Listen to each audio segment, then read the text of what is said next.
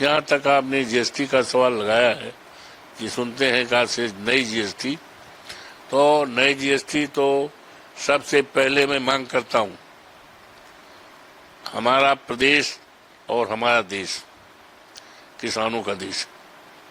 72% किसानों के पास अपना खेत है, खेतौनी है, और 8% ऐसे हैं कि उनके पास खेत खेतौनी नहीं है, लेकिन खेत पर आधारित वो लौनी पर, अधिया पर और खेती करते हैं। इस तरह 80% लोग खेती करते हैं, किसान हैं। जब तक हमारे देश का किसान खुशहाल नहीं हुआ, हमारे नेता श्रद्धेय चौधरी चरण सिंह कहा करते थे, हिंदुस्तान की तरक्की और खुशहाली का रास्ता खेत और खलिहान से गया।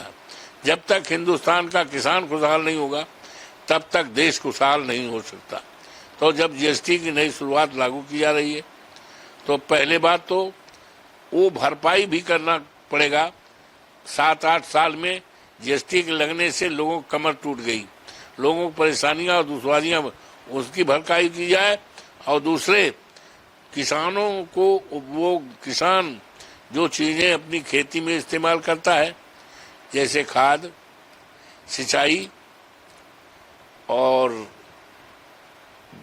दवाई और यंत्र, ट्रैक्टर है, प्लाऊ है, इन सारी चीजों को एकदम जीएसटी से छुटकारा रहनी चाहिए। एक नए पैसे का जीएसटी इस पर नहीं पड़ना चाहिए।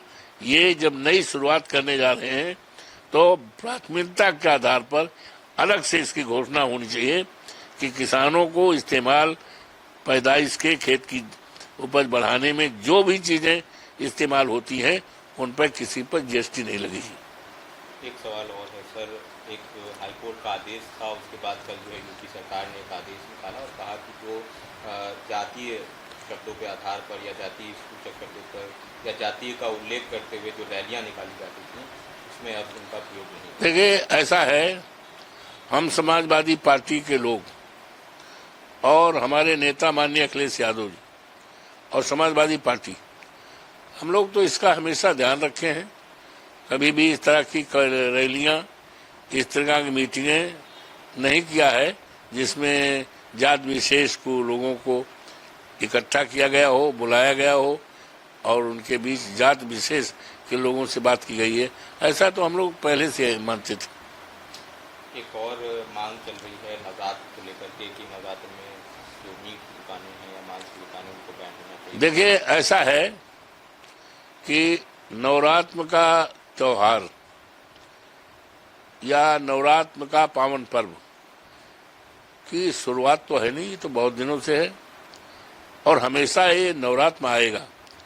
तो अब तक जो हमारी मान्यताएं रही हैं, जो हमारी परंपराएं रही हैं, हमारी मान्यताओं और परंपराओं में किसी प्रकार का बदलाव, किसी तरह का छेड़छाड़ नहीं होना चाहिए। अगर आप ये वीडियो YouTube पर देख रहे हैं तो हमारे चैनल को सब्सक्राइब कर बेल आइकन दबाएं और Facebook पर देख रहे हैं तो हमारे पेज को लाइक करें।